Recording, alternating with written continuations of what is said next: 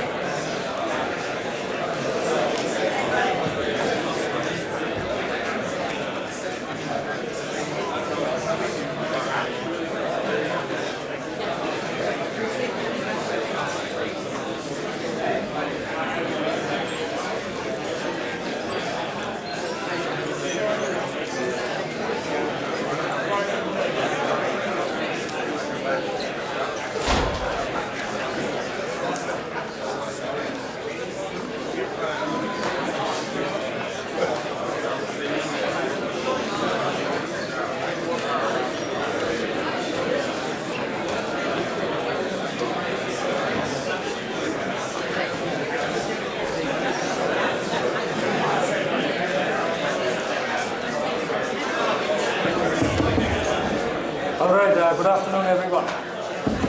Good afternoon. Good afternoon. Okay, a very brief recap of where we were from the last class. Okay, second order system.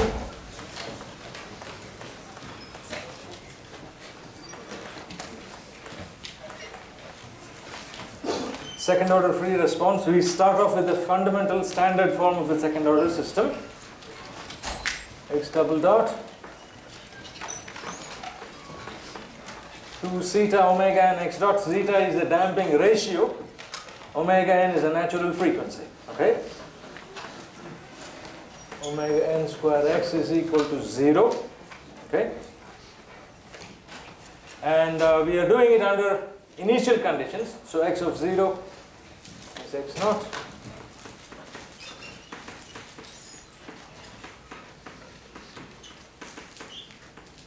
X dot of 0 is v naught.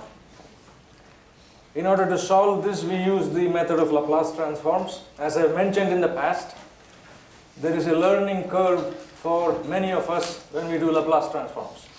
It's like learning a new language or learning to walk. Some are better than the others, but at the end of the day, everybody has to walk. Right? That's our motive here. All right? So I take Laplace on both sides and I get it to the form that I need before I invert it back. This S x naught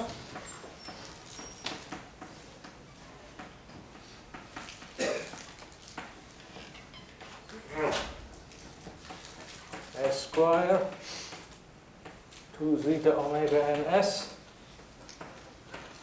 omega n square. This is the characteristic polynomial. The characteristic polynomial is only the polynomial that comes from the free response. Okay, there will be polynomials in the forced response part. They are not going to be the characteristic polynomials. They may be addendums to the characteristic polynomials. All right, we look at the roots of these.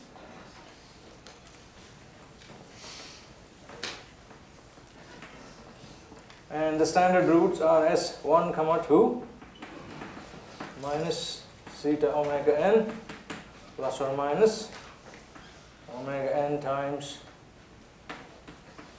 zeta square minus 1. Okay. In the last class, we looked at zeta less than 1 equal to 1 and zeta greater than 1. We also looked at zeta less than 1, but I'm going to focus on that today. So we covered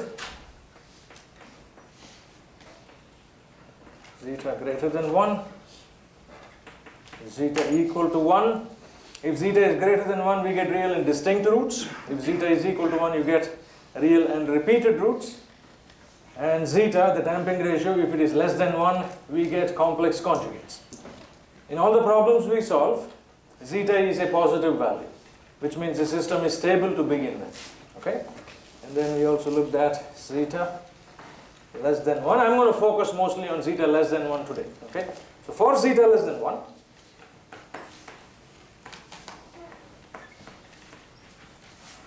the roots were written as the following: S1 and S2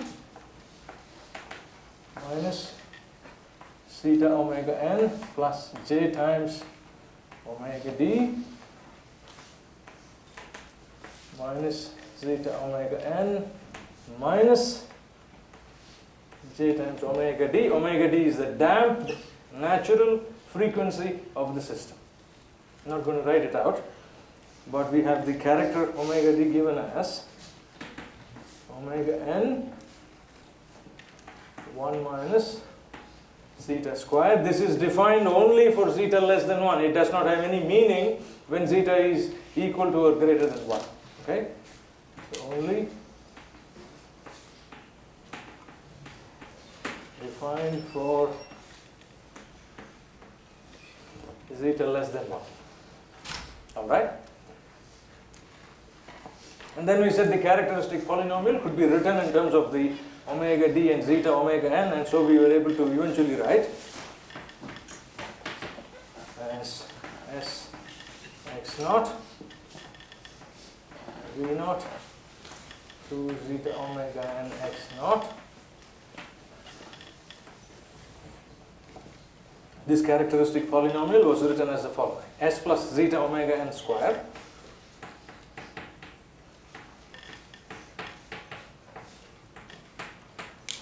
omega d squared.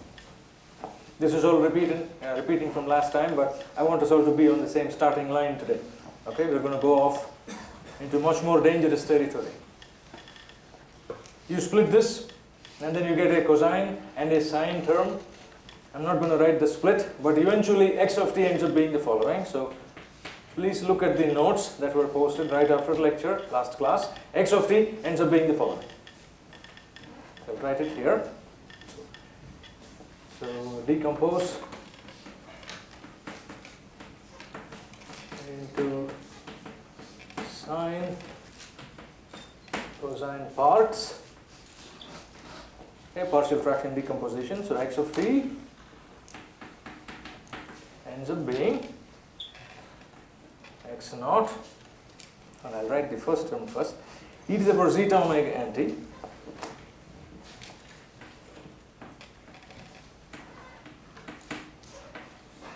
So there is a decaying exponential part, but added to that there is also an oscillation superposed on this decaying exponential. Okay, so this is going to be x naught cosine omega dt plus v naught zeta omega n x naught divided by omega d sine omega dt. This is where we ended the class. And I want to do two things. First thing is I want to reduce the amount of burden in writing cosine of something plus sine of something. I will combine it as cosine of omega dt plus or minus some phase shift phi. Okay? To do that, here is what we do. I'm going to write this as A, capital A,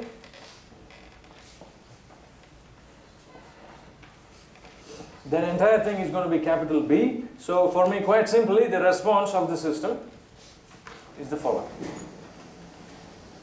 So x of t is minus zeta omega nt A times omega dt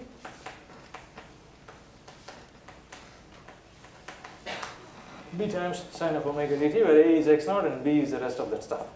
Okay? I want to simplify this. I want to write it in the following form.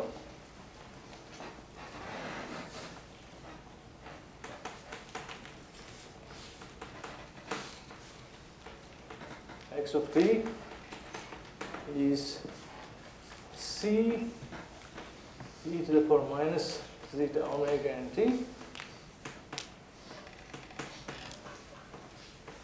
omega dt minus phi. Okay, I'm going to write it in this form because this is more convenient mathematically. Nothing special about it. Obviously, if I'm writing it in this form, this has to be equivalent to that. So if I just equate the two, the idea is what is C and what is this phi. Okay, so what is C? What is this creature? That's the phase shift. So I equate the two forms. So C minus theta omega nt omega dt minus phi e to the power omega nt. And if you feel that my writing is fast, put your pencils down and just listen to me. All of these things are going to be presented in your lecture notes as well. Okay?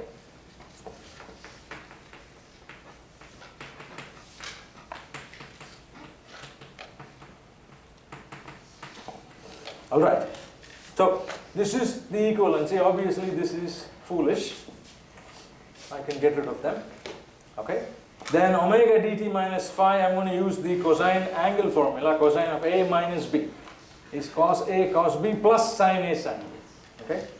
So I say this is C times cosine omega dt minus phi. I'm going to write it as cosine phi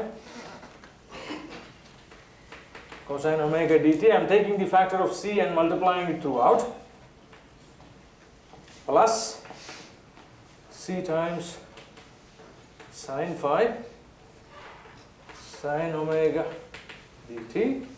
This is the rest of it. A times omega dt plus B times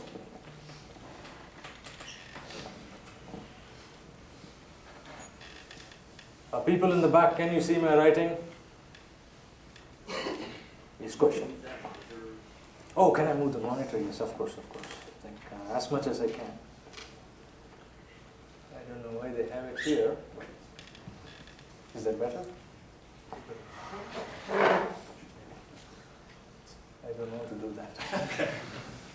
I don't have the money for another one. All right. So I write C times cosine phi as A, as you can see. Right? So this is nothing but A, and this is nothing but B. So I'm just going to rewrite it here. So C times cosine phi is A, which was x naught. C times sin phi is B, which is this ungainly chap.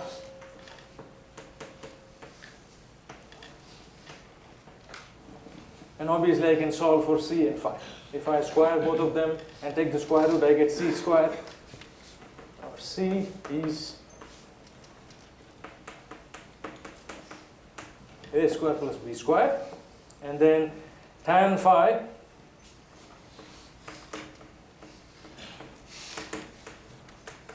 is B by A, right? If I divide C times sin phi by C times cosine phi, I get tan phi, and tan inverse of that gives me phi. So that phi is tan inverse B by A. So now I have our response written in a very nice manner for zeta less than 1. X of t is C minus zeta omega nt.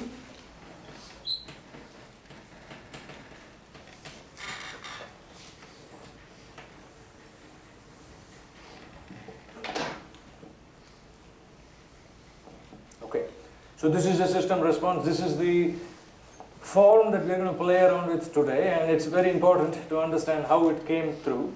Okay, the roots of the characteristic polynomial, write it in terms of the omega d, then you do the partial fraction decomposition. We did this last class. You take the inverse of that. You expect cosines and sines because it's a complex conjugate pair. The cosines and sines can be combined together as a phase shifted cosine wave or a phase shifted sine wave. Nothing sacred about cosine either. Okay? You can always write it as a sine wave too. Everything is a sine wave eventually. Alright, then I'm just going to draw one plot, which is the combination of all of these three cases, one laid on top of the other.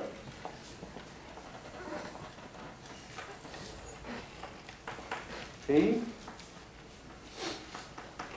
x of t. I start with some positive initial conditions, does not really matter.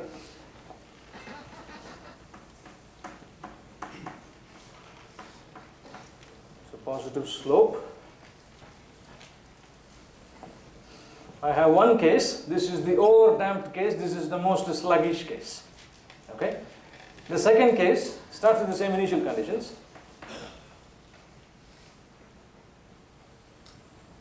But the response is much quicker, and we decided why this was the case last class. Right? We also took a hypothetical example and figured it out. The third case is where you're going to have oscillatory motion, but it is accompanied by a decaying envelope, as you're going to see here. Okay, so this is going to be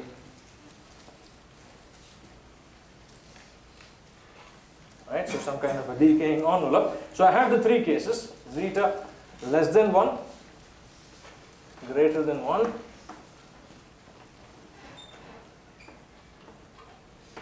equal to 1, and zeta less than 1. Okay, where you have oscillatory behavior. And if you draw an exponential envelope, I'm going to draw it on the bottom side, not on the top. You can do the same thing on the top. You will see that the equation of this exponential envelope is nothing but c times e to the power minus zeta omega n t, which is the first part of this system response here. Since it's in the negative side, it's minus c. On the top, it's positive c. So this is minus c.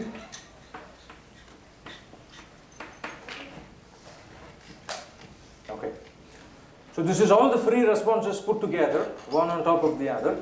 Of course, we are going to solve some problems as we go by, where we will have a more concrete idea of where they overlap and so on. But this is the generic picture. Okay. The great news about second order system response is that it can portray, the free response of second order systems can portray oscillations or oscillatory behavior. All right. We're going to now make use of this form and come up with how to identify a system. I have a system. I want to model it as a second order system. What is the mass of the system? How do I calculate the stiffness of the system? How do I calculate the damping constant for that system? Okay? I'm going to pull the panel down.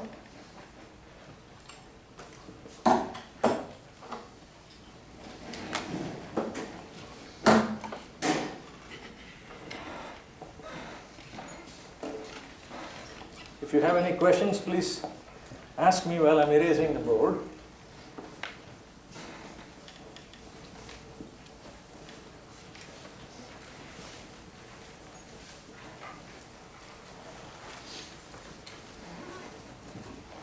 All right, so why are we doing all these things? Right? Who gives a damn?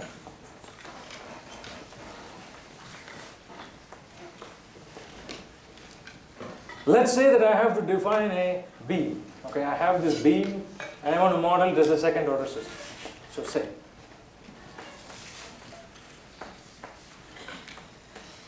model a beam. Okay. Second order system. What type of a beam? It could be cantilevered, it could be simply supported, it could be fixed at one end and free at the other end, or have some other constraints, roller constraints and so on. Simple stuff.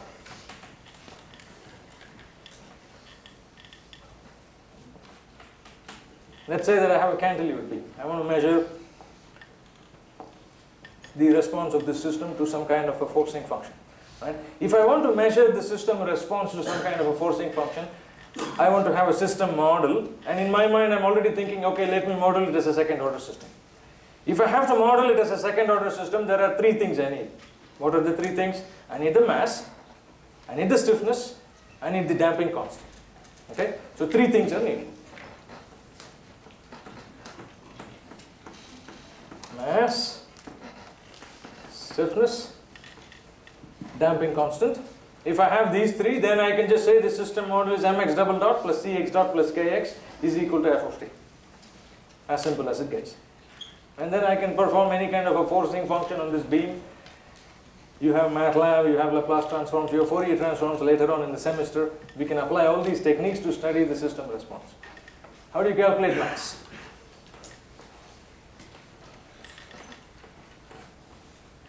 Quite simply, I take the beam, place it on a weighing station or a weighing machine, calculate its weight, divide by acceleration due to gravity.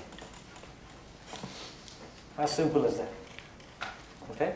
So I just calculate the mass as the weight divided by acceleration due to gravity. Okay?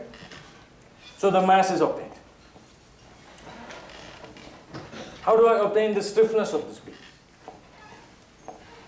Two ways.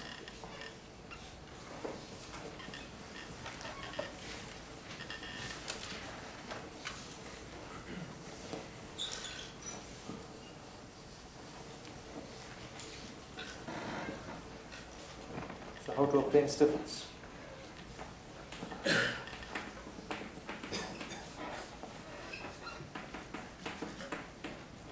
One way is by experiments.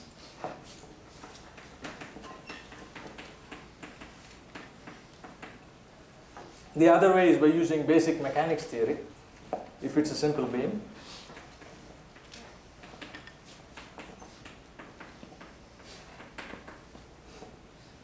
If, for example, the final application of my system is I take this beam and I apply an axial force, so mechanics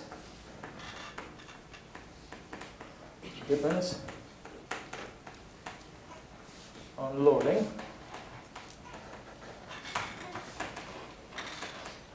type or the application of this beam. Let's say there is an axial load. What do?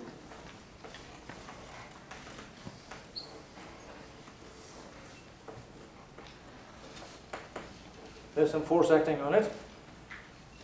When you apply an axial load from mechanics of material, the load is applied at a slow rate, so there are no rate dependencies. What happens to the beam? The beam is going to extend. Right? It's going to extend by some amount delta.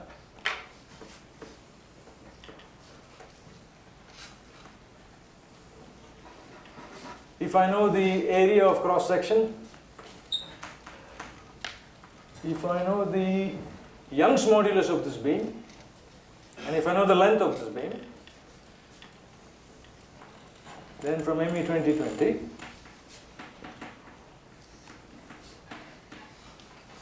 delta is force times length by area times elastic modulus. Right? You might recall this formula, which simply says force is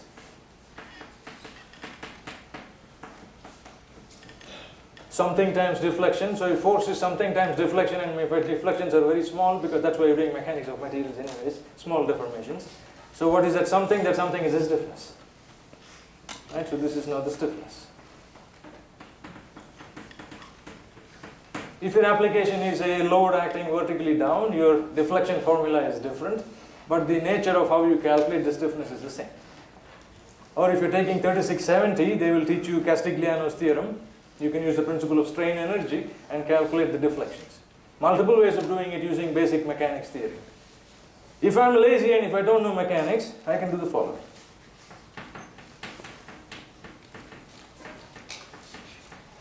I can perform an experiment. It's a simple experiment. I take the beam, apply a force, plot the force versus deflection characteristics. The slope of the linear portion of this is nothing but the stiffness.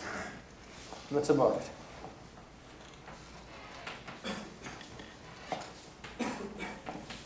Of linear portion of the force deflection curve. This is R. And other methods I should mention.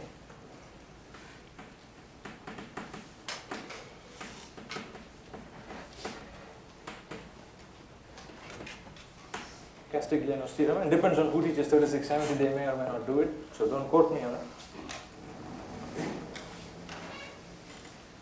Alright, so I have calculated two parameters, great news.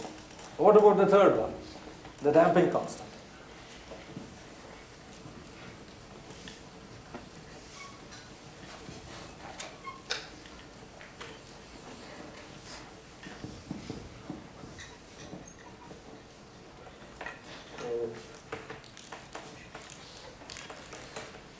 damping constant.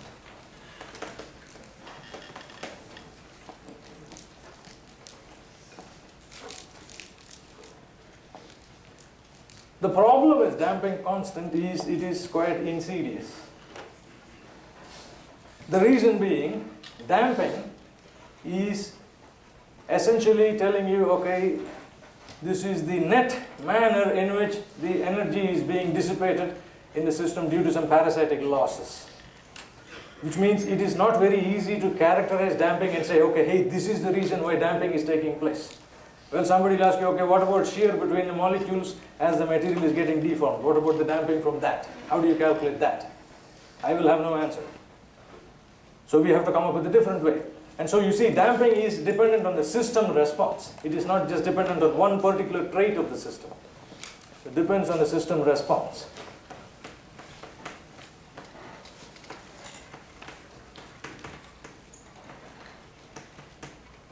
It cannot be studied in isolation. Okay, so how do we do this is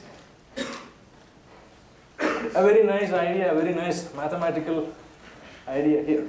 Okay? We perform an experiment, free response. That's why we are studying free response. So let's say beam shows oscillatory behavior. Okay, you are selecting the material of the beam such that if I apply a force, this thing is going to show some if I apply initial conditions and let go, it's going to show some oscillations and then settle down after some time. Okay, so let's assume that the beam exhibits oscillations. Oscillatory free response. Okay, recall what we have derived. If I have oscillatory behavior, what's the value of zeta? I expect zeta to be less than 1. Okay? So this implies that we expect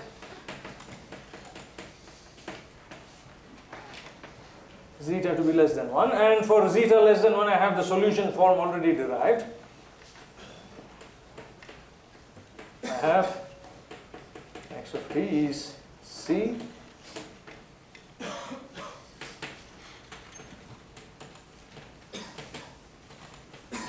cosine of omega dt minus phi. Okay, phi is the phase shift, c is some constant. We can calculate these things, but I don't know what they are to begin with. So here is what I get though.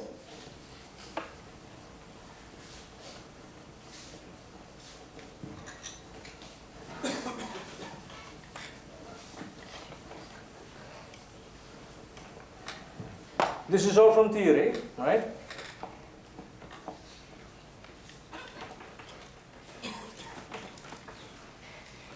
Free response. This is the solution of that beam responding to initial conditions. I perform experiments on the beam, perform free response experiments on the beam.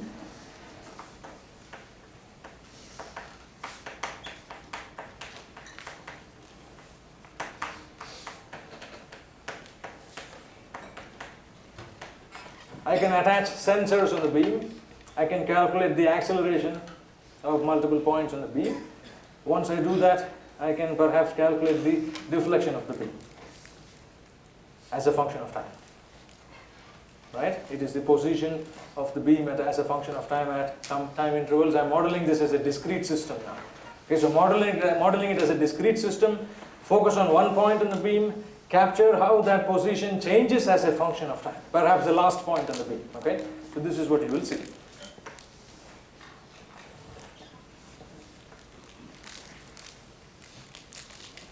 Right? It is going to show some kind of an underdamped response because we are performing this experiment, and let's say this is what the behavior of the beam is, okay, in free response. So this is x of t. This is t. Am I making sense to everybody so far? I want to measure the damping constant. It's an inherent property of the entire system, cannot pinpoint particular reasons for how it comes and what it is. So what do? This is what I have from theory for the free response of any second order system. I perform an experiment on the beam, thinking of it as a lump of clay, apply some initial conditions, and see what happens to the beam. It's going to oscillate for some time, my expectation, I don't know. Let's say it oscillates, it's going to oscillate for some time and then die down. Okay? Look at the first peak value. Let's call this occurs at time t1, let's say.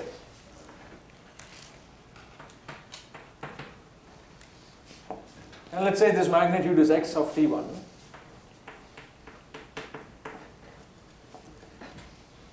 Focus on one cycle of oscillation. What's one cycle of oscillation? I go from one peak point to the other peak point.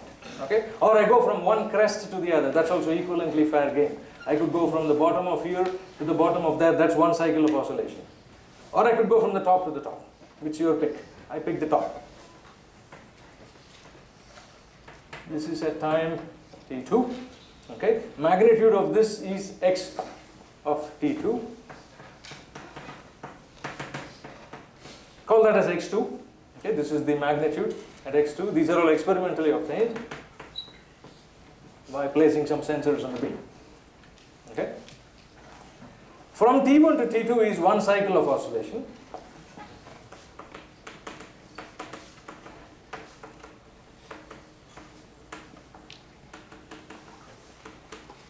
Which means that they are actually related to each other. They are related to each other by what? Anybody? Yes? Basically, the cosine omega, whatever, the rest of this is going to be the same for both. So you can say, hey, x1 equals c e to the rest of that. Same thing there. Take the natural log of that. You know, you can either use that point to say c's are equal, or you just divide them both together. Other than with that, you just sort of just operate with it. The only thing you don't know is zeta. I completely appreciate that. That's the rest of my lecture. My question is much more simple. What is the relationship between T1 and T2? And this is an excellent answer. Excellent answer. Okay? That's an excellent answer, and I'll explain what he is speaking about. Okay?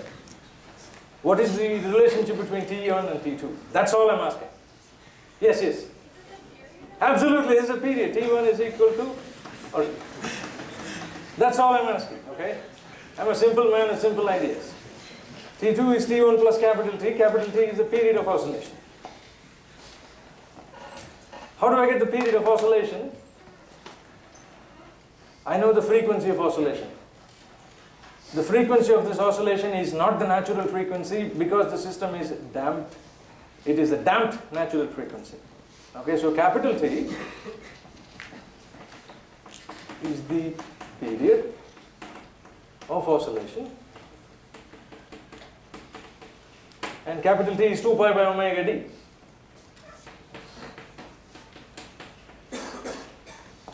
Which means that T2 is 2 pi by omega d plus T1.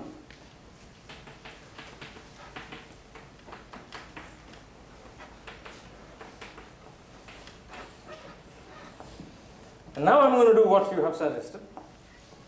I'm going to say, okay, this value is given to me by experiments.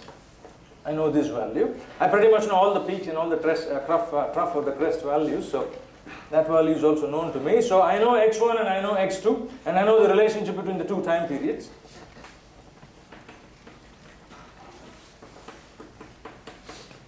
From experiments.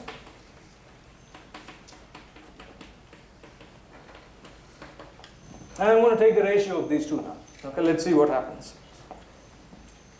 I'm going to wait for a second before I pull down the top panel. Okay. So here is our experiment. Take the beam, apply some initial conditions, capture the response of the beam as a function of time. Let's say that the beam is performing an underdamped response. I'm not sure if it is going to be underdamped. I mean, I could also have the overdamped case. We'll talk about that in a minute. Okay. Let's assume the behavior is this way. I look at one cycle of oscillation from T1 all the way to T2. This is the relationship between the two based on omega d. I know the values of x1 and x2 from my experiments, and let's see what we can do with that.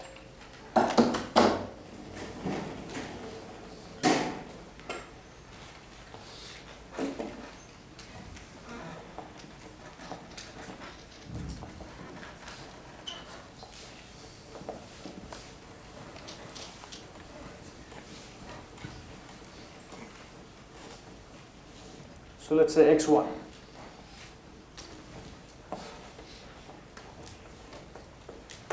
I'm just going to say x1 is happening at time t1, so it has to satisfy the solution that we have derived for the system. So this is c times e to the power minus zeta omega n t1 omega d t1 minus phi, right?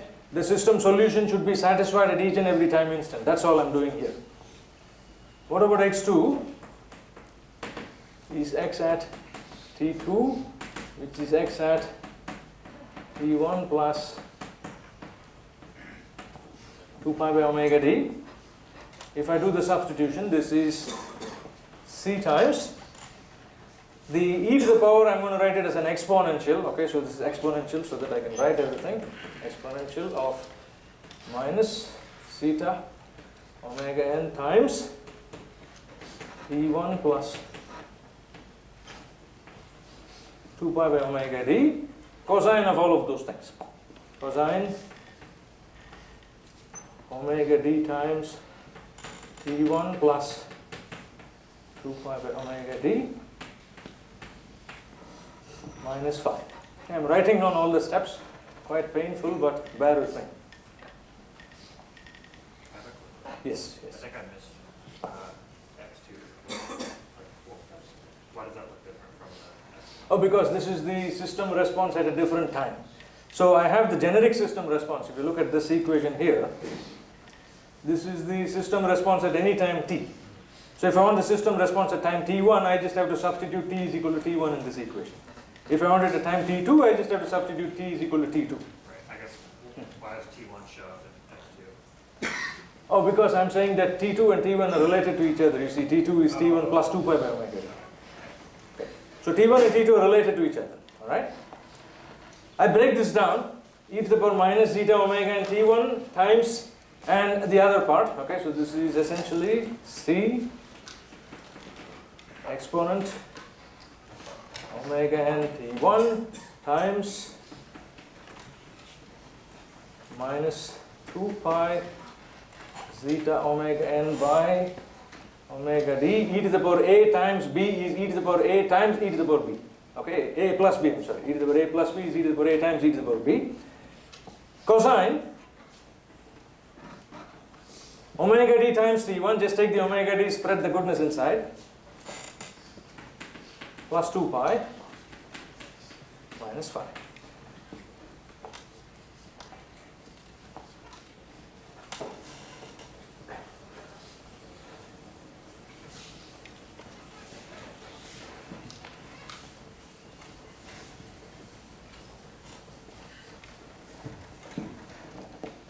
Notice this, cosine of that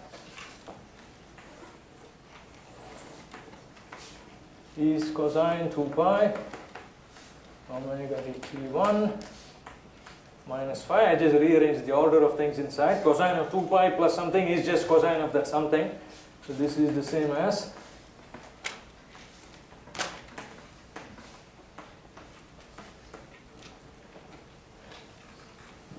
so this is all x2, okay? Then as you suggested, I'm going to take the ratio of x1 and x2. I know x1 and x2 from experiments, remember that, okay?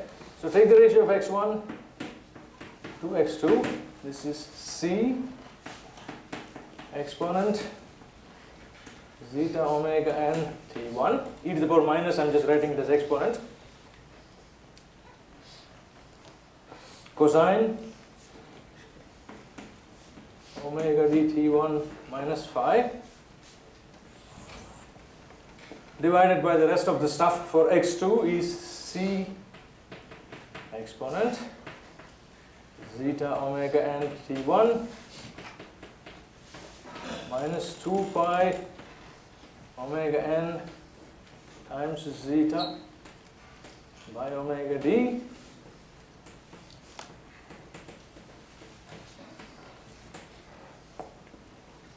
last. All I did was some mathematical manipulations, that's all. There is nothing really difficult in this. It is just writing these out, spreading them inside, writing e to the power minus a plus b as e to the power minus a times e to the power minus b. Cosine of 2 pi times something is cosine of something. And as you can see, a lot of these terms cancel out. This is gone, this is gone, that is gone, that is gone, this is gone, that is gone. Bring the e to the power minus something to the numerator, it becomes e to the power plus something. So x1 by x2 now becomes exponent. Instead of 1 by minus something, it becomes plus 2 pi theta omega n. Instead of omega d, write it in terms of omega n and zeta. Okay, this is omega n times square root of 1 minus zeta square.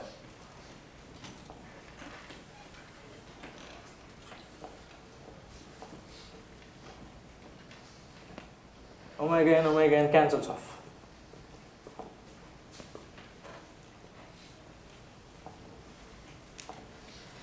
Whenever I see an exponent, I jump with joy because I can take the natural log and get rid of the exponent.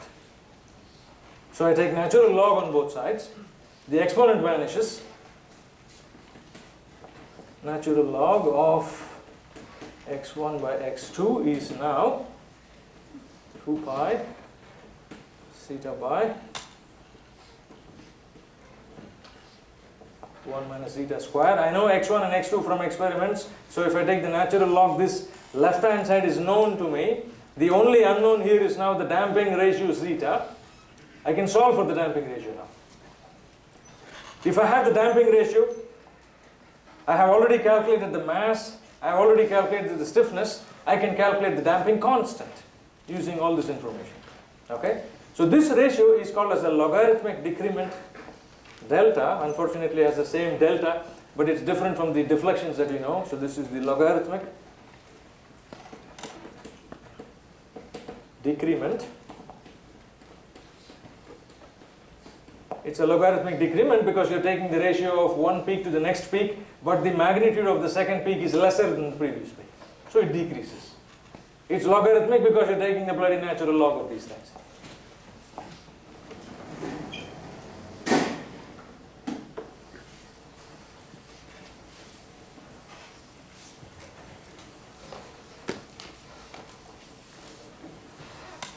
And so I'm going to call that quantity as delta. This is what your book does as well. So delta is the log decrement. The delta is, this is 2 pi zeta 1 minus zeta square, or I can solve for zeta in terms of delta. So this is known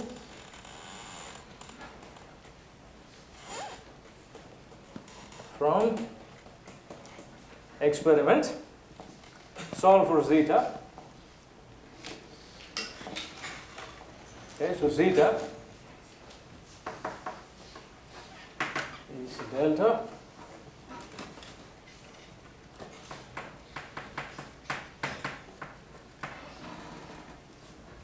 it's fairly trivial, you can do it. Delta by 2 pi square plus delta square square root. So if I know delta, I know zeta, which means that the damping constant was related to the damping ratio by the following formula. So if I know zeta,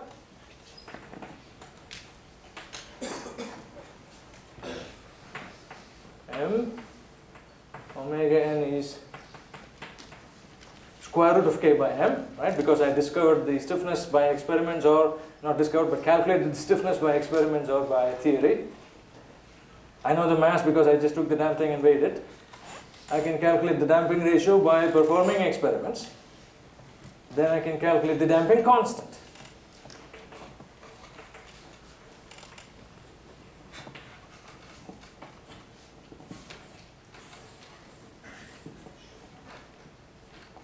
So this tells us why we are doing these kinds of things. Because I can take a generic physical system, like a beam, model it as a second order system. If I have to model it as a second order system, I need the system parameters. What are the system parameters? The mass, the stiffness, and the damping constant. I can calculate all of them by basic experiments. Basic experiments of weighing gives me the mass. Stiffness can be calculated from mechanics or from experiments, depending on the complexity of the body, of course. I calculate the damping ratio from free response analysis. which is why we are doing the free response analysis in the first place. Okay? But there are some complications here. I'm going to keep this figure. I'm going to erase this part of the panel.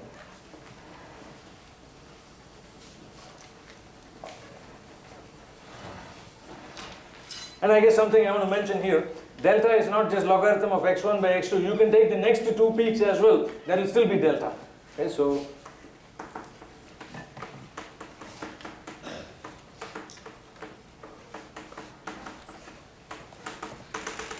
they are all deltas. There is nothing sacred about taking the first peak and the second peak. So typically when you perform these experiments, you don't take the consecutive peaks, because there is always something called experimental error. Even for the best experimentalists, there is always error. So what people do is they say, okay, I'll take the first peak because it's the highest peak. It's easily measurable. But because errors accumulate, I will not take the second peak, but I will take the peak after the nth cycle. Okay? So usually to avoid errors, you take the first peak,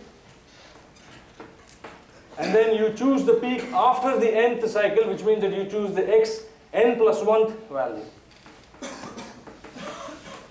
This is the value after n cycles. So time at x1 is t1. So at x1, t is equal to t1.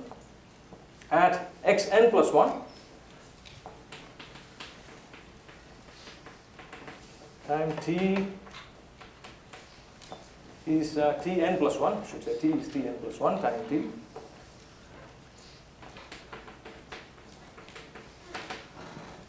But if I know the period of oscillations, right, then I can say this is time t1 plus n times capital T. Please notice how I have written that. This is confusing. Time t2 is the time at the end of the first cycle. Time tn plus 1 is the time at the end of the nth cycle, which means that I am n periods after the first cycle has started, after the first time period has started. Yes, question? So in like a practical experiment, would they like look at it when they see no more vibrations, no more oscillations, and say that's our n plus 1? No, n plus 1 could be the fifth cycle. Could be anything. You just don't want to have two adjacent peaks, because the chances of making the chances of the same error propagating between the first two or the next two consecutive peaks is higher.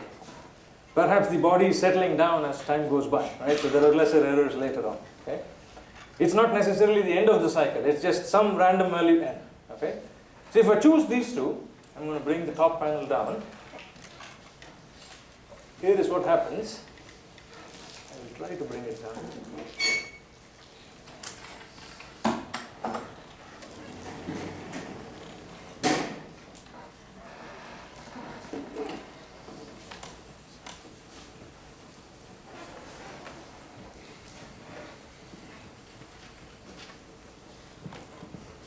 So the idea is, how do I calculate delta if I'm calculating x1 and xn plus 1? So how to obtain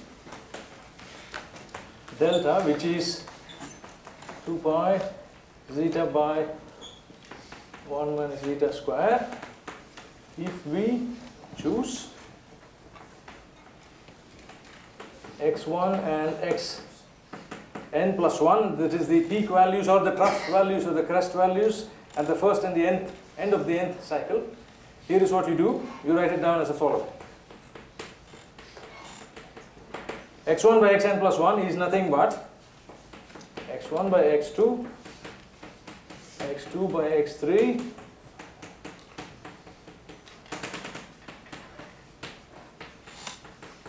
you're just taking these things and going all the way from 1 to n. N could be anything. N could be 5, n could be 250 if your experiments are capable enough of measuring those kinds of peaks, and they are in certain situations. I just write these down, take logarithms on both sides. So that essentially tells me that is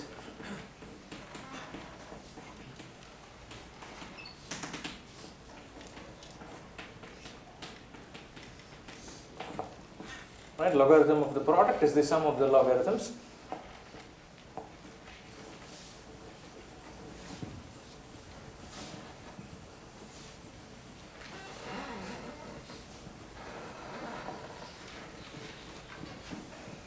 Do you see what I see?